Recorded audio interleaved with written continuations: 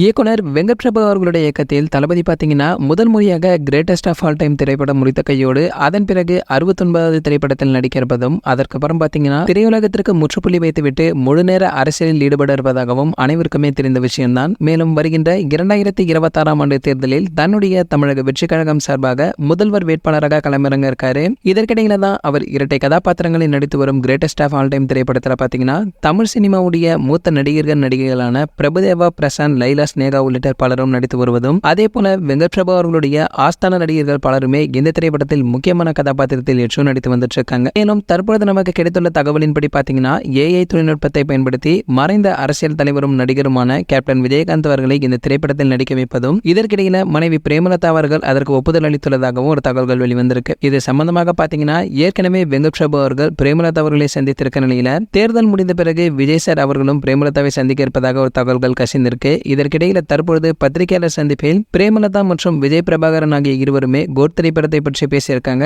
அதாவது தளபதி விஜய் அவர்களுக்கு நன்றியும் தெரிவித்து வந்திருக்காங்க. சரி, ஓகே, இது போன்ற சினிமா பிரபலங்களை பற்றி நீங்க உடனே தெரிஞ்சுக்க நம்மளுடைய செய்தி துளிகள் நம்ம சேனலை சப்ஸ்கிரைப் பண்ணிக்கங்க. பக்கத்தில் உள்ள பெல் ஐகானை கிளிக் பண்ணிட்டீங்கன்னா நீங்க நம்ம வீடியோவை மிஸ் பண்ணாம பார்க்கலாம்.